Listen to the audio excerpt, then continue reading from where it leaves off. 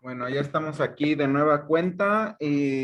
Aquí es en donde nos quedamos la última sesión grabada que les mandé, ¿verdad? Sí, profe. Ok, muy bien. Sí, profe. Excelente. Bueno, vamos a dar inicio.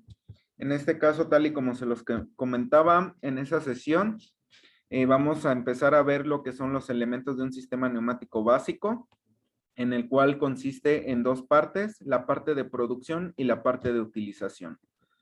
Esto ya quedó como trabajo que ustedes investigaron y me entregaron en su momento.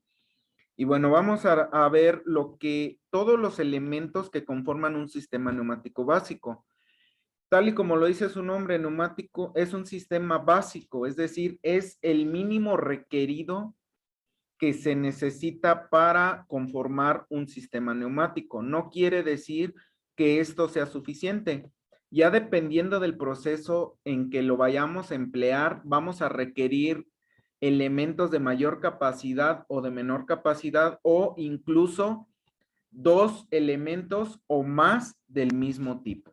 Entonces, vamos a ver en primera instancia lo que viene siendo la parte de producción o generación del aire comprimido. En este caso, como número 1, tenemos lo que viene siendo el compresor.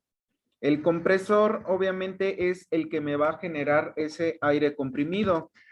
Aquí, dentro del mismo compresor, existen dos elementos que no están enumerados, pero que deben de tomar nota, ya que también entra dentro de la producción. Y antes del compresor, nosotros requerimos de un filtro. Ese filtro de aire va a tener la principal función de atrapar las partículas de polvo para que no entren dentro de mi sistema, recordando que los tres principales contaminantes que existen para el aire comprimido en esta utilización es el agua, el polvo y el aceite. El otro elemento que no está enumerado, pero que también deben de considerar, es este tubo que ustedes ven aquí con estos difusores de calor, que se llama post-enfriador.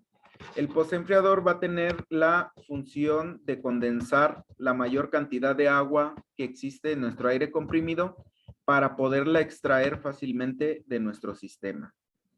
Entonces, hasta aquí llevamos 3 elementos. Continuando con la numeración de esta imagen, el número 2 viene siendo lo que es un motor eléctrico. El motor eléctrico va a transformar la energía eléctrica en energía mecánica, dándole movimiento al compresor.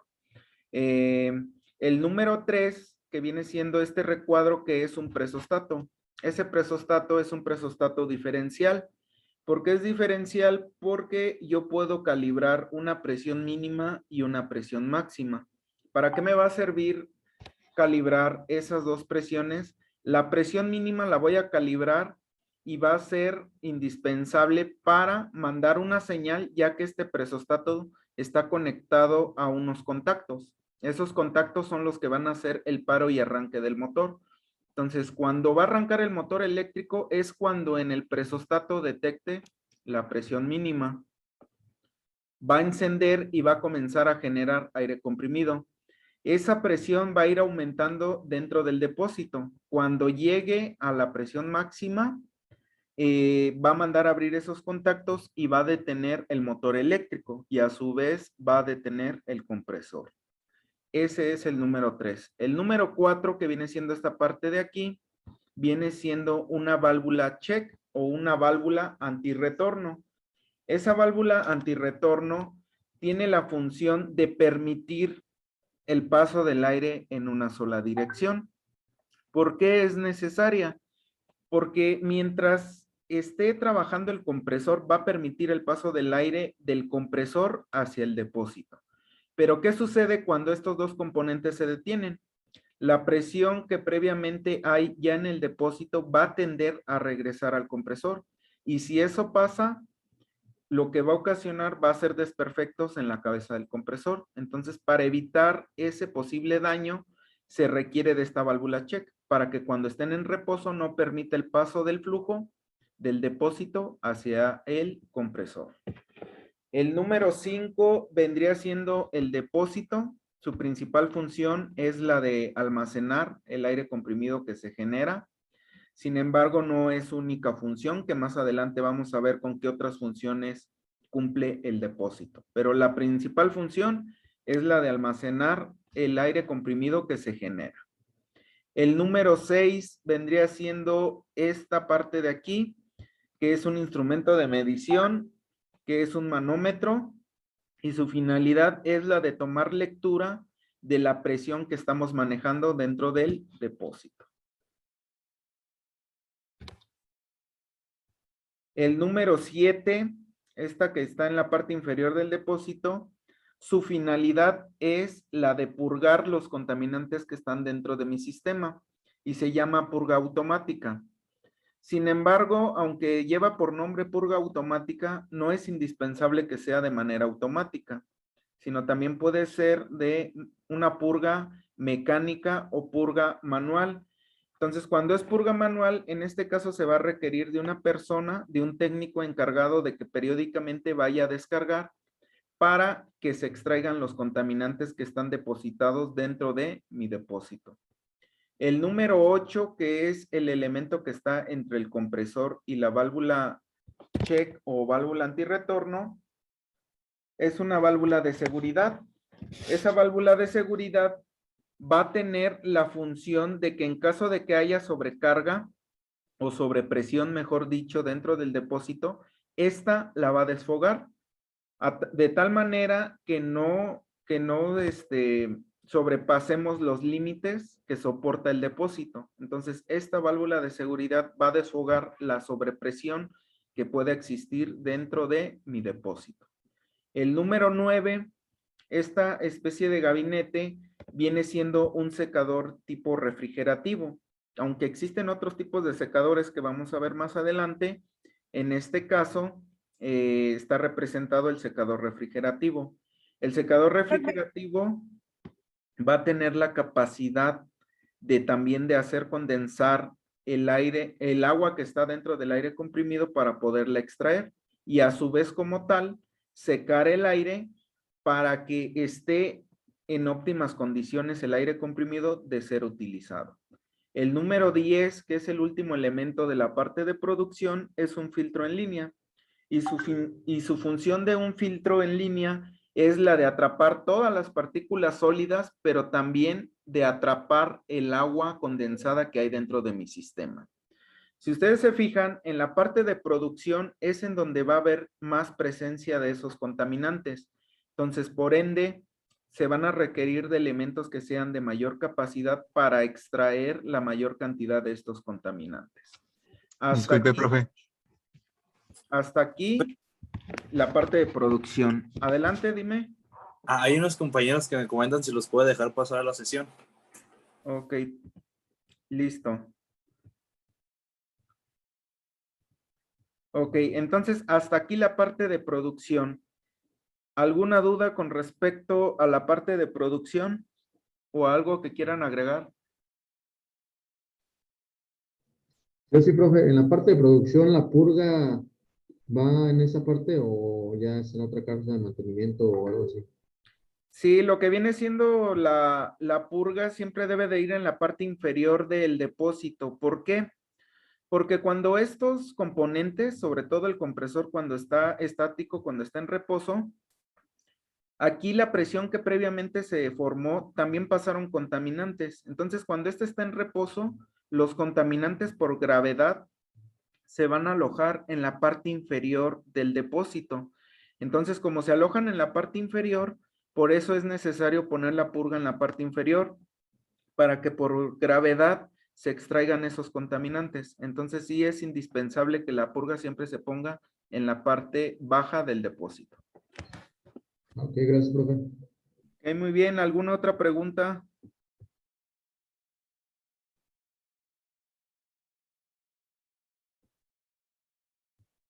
Ok, muy bien. Bueno, vamos a continuar. Esto sería la parte de producción.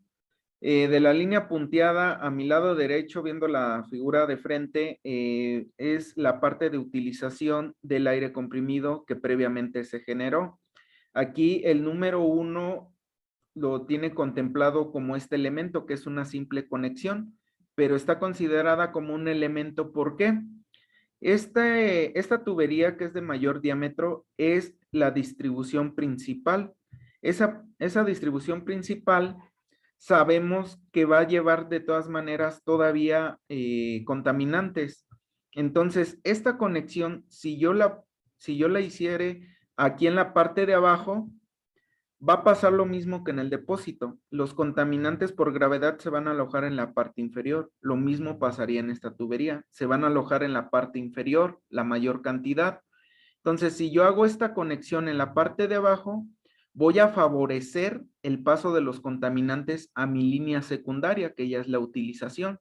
Entonces, como yo no quiero eso o no requiero de eso y requiero evitarlo, se realiza esta conexión en la parte superior de la tubería. Con esto yo estoy disminuyendo el paso de los contaminantes que aún existen en mi sistema a mi línea de utilización. Y este elemento lleva por nombre toma de aire. Este sería el número 1. El número 2, si ustedes se fijan, es también una purga automática, tal y como lo vimos en producción, pero tiene aquí la característica de que está conectada en la parte inferior por debajo de donde yo ya voy a utilizar realmente el aire. ¿Esto con qué finalidad? Pues con la misma, de que los contaminantes que todavía lleguen a pasar a mi línea secundaria, por gravedad yo los pueda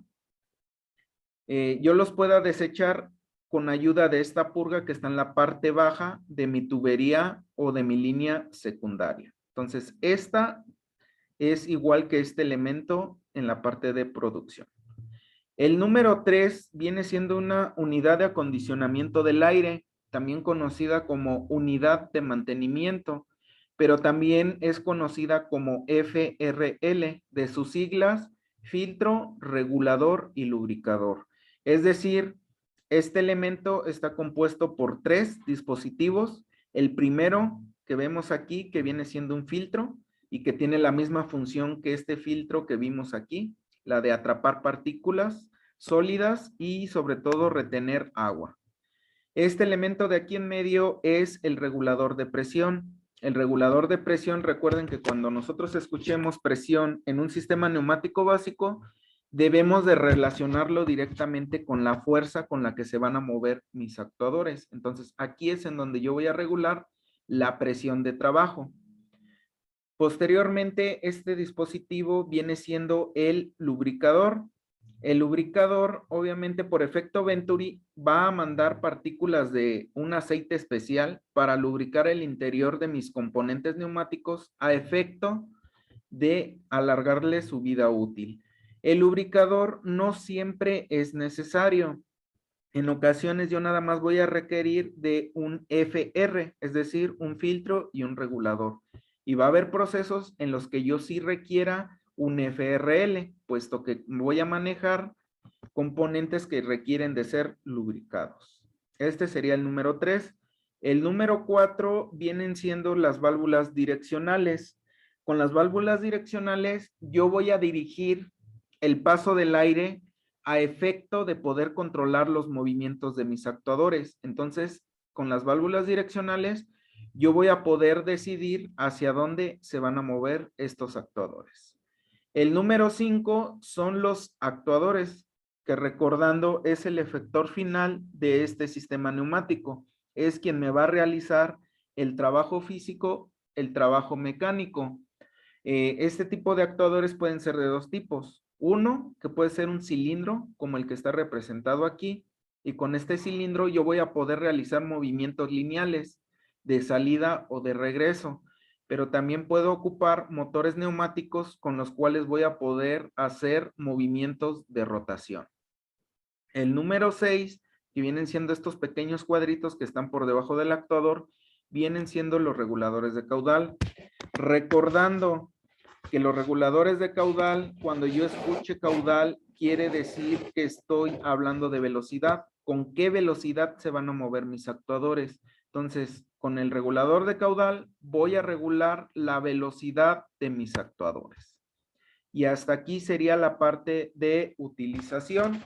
Si ustedes se fijan, tanto en la parte de producción como de utilización, independientemente de los elementos que me generan aire y aquí de los que realizan el trabajo, yo requiero de elementos que me van a ir acondicionando ese aire a efecto de limpiarlo en lo mayor posible y tenga ausencia de mis tres principales contaminantes.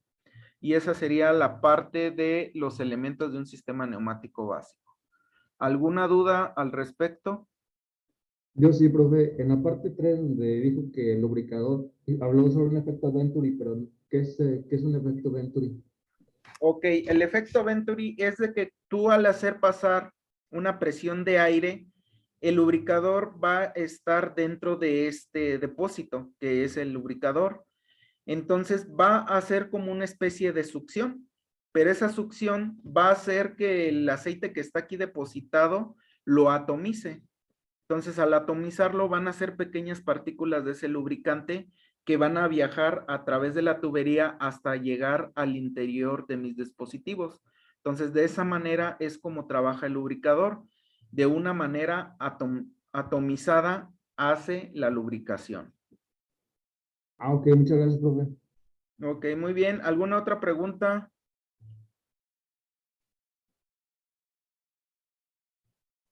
No, profe, todo bien. Ok, muy bien. Bueno, pues estos serían todos los elementos, vuelvo a repetir, de un sistema neumático básico. Estos es el mínimo requerido, más los dos que les dije que agregaran, que vendría siendo el filtro de aire y el postenfriador.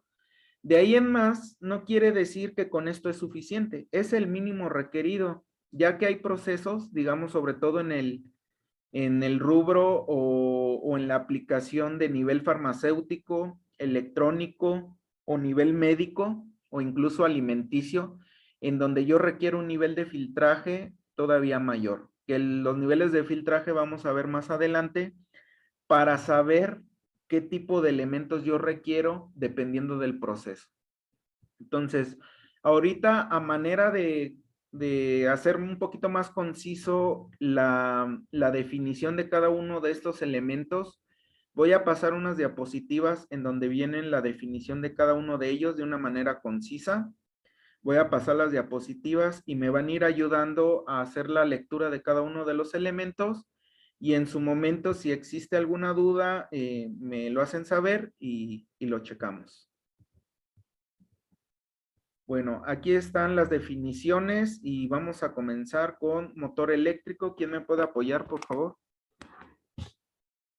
Yo, profe. Sí, justo. Adelante.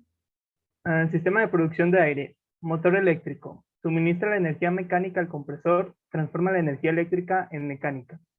Compresor. El aire tomado a presión en atmósferas se comprime y al final tenemos una presión elevada al sistema neumático y así es como se transforma la energía mecánica a neumática. Ok, muy bien, gracias. En el caso de los compresores, que es el siguiente tema que vamos a ver, la siguiente clase, existe una clasificación que de hecho también se les quedó una tarea. Entonces, precisamente vamos a ver los tipos principales que se utilizan en este tipo de tecnología. Existe una variedad de compresores, sin embargo, nos vamos a enfocar a los más comerciales y a los que más se utilizan en un sistema neumático básico. ¿Sale? Bueno, a ver, presostato, ¿quién me ayuda, por favor? Yo, profe. Adelante. Presostato. Controla el motor eléctrico detectando la presión en el depósito. Se regula la presión máxima a la que se desconecta el motor y a la presión mínima a la que vuelva a arrancar el motor. Válvula antirretorno. Evita que el aire comprimido del compresor que va hacia el depósito regrese cuando el compresor esté parado. Ok, muy bien, gracias.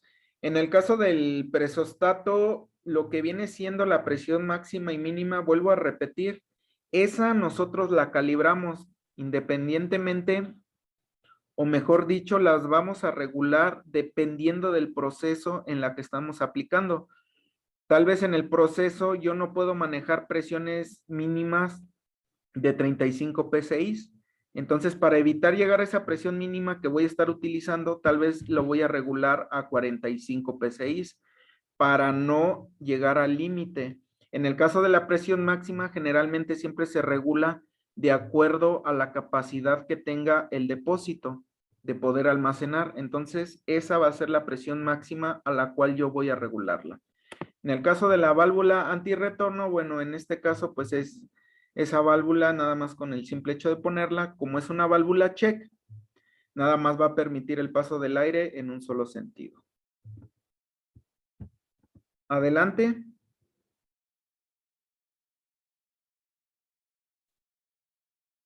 Depósito, ¿quién me apoya? Yo, profe, depósito almacena el aire comprimido. Su tamaño está definido por la capacidad del compresor. Cuanto más grande sea su volumen, más largos son los intervalos entre los funcionamientos del compresor. El manómetro indica la presión del depósito. Ok, muy bien. En este caso aquí el depósito comenta en este párrafo que cuanto más grande sea su volumen, más largos son los intervalos entre los funcionamientos del compresor. Esto se refiere a que mientras mayor capacidad tenga el depósito, mayor va a ser el intervalo de prendido y paro entre el motor eléctrico y el compresor. Entonces, al ser de mayor capacidad y los intervalos sean mayores para que estos se estén prendiendo y parando, yo de esa manera estoy obteniendo una gran ventaja. ¿Qué ventaja? Una de esas ventajas es que voy a alargar la vida útil de estos componentes. ¿Por qué? Porque obviamente al ser el intervalo mayor, estos componentes, al no estar funcionando de manera continua, pues obviamente y directamente estoy alargando su vida útil. En el caso del manómetro, bueno, es el instrumento de medición y en este caso las unidades que voy a manejar con el manómetro, pues depende. Depende y puede ser en cualquier unidad, puede ser en bares, en PSI, kilogramos por centímetro cuadrado, pascales, bares, entre otras. Purga automática. Si quiere yo. Adelante. Purga automática. Purga todo el agua que condense en el depósito sin necesidad de supervisión. Válvula de seguridad. Expulsa el aire comprimido en el depósito cuando la presión dentro del mismo ha superado su nivel máximo. Ok, muy bien. Esta válvula de seguridad también ya viene calibrada por fabricante y nosotros cuando la compramos para instalarla dentro de nuestro sistema, la vamos a comprar de acuerdo a las necesidades, de acuerdo a las presiones que estamos manejando y de acuerdo para no sobrepasar el límite de seguridad de la construcción de mi depósito. Es decir, si mi depósito tiene la capacidad de soportar presiones, vamos a decir 250 PSI, pues esta válvula de seguridad la voy a comprar por debajo de esa presión, a efecto de no llegar a ese límite de presión. Adelante, ¿quién me apoya con secador de aire? Yo, profe. Adelante. Secador de aire refrigerativo. Enfría el aire llegando a un punto de rocío, lo que evita tener el agua en el resto del sistema. Filtro de línea. Al encontrarse en la tubería principal, debe de tener una caída mínima de presión y la capacidad de eliminar el aceite lubricante en suspensión. Sirve para mantener la línea libre de polvo, agua y aceite. Ok, muy bien, gracias. En el caso del filtro, aquí si ustedes se fijan y de manera general, retomando que el aceite es un contaminante que puede estar dentro de mi sistema, ¿por qué existe la presencia de aceite dentro de mi sistema? Bueno, una de las principales razones por la cual existe aceite dentro de mi sistema es por utilizar un compresor de émbolo, es decir, un compresor alternativo.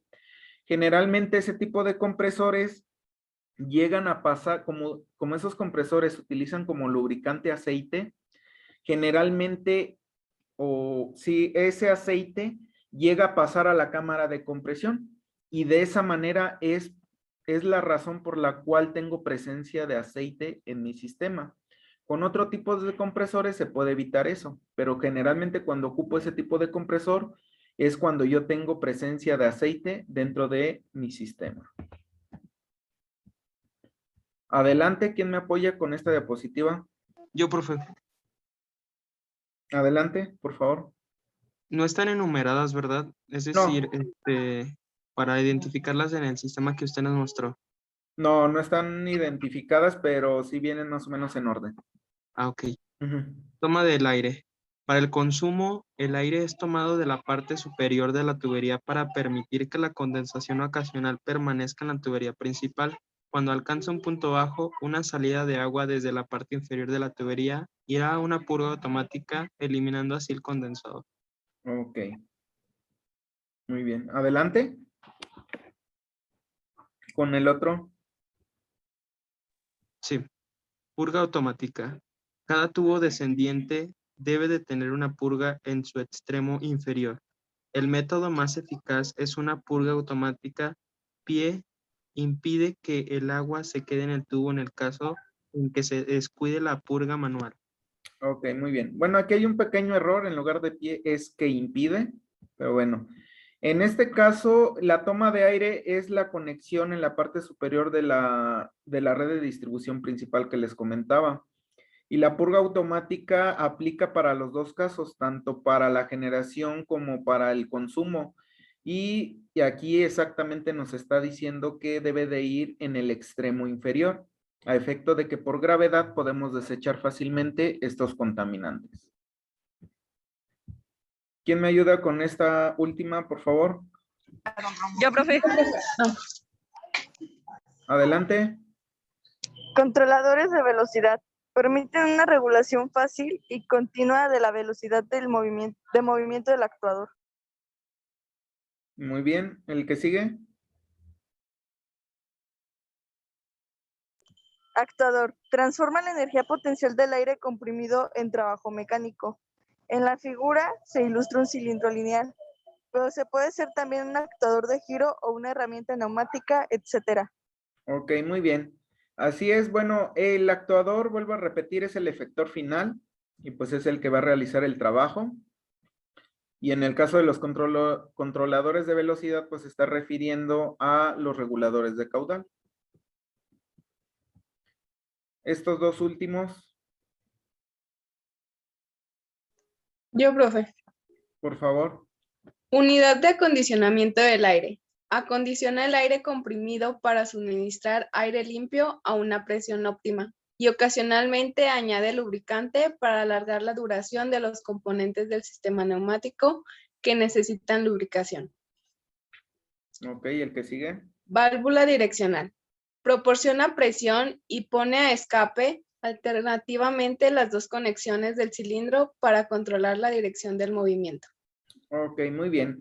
Aquí en este caso nos está apareciendo como unidad de acondicionamiento. Recuerden que también es conocida como unidad de mantenimiento o inclusive como sus siglas FRL, de filtro, regulador y lubricador.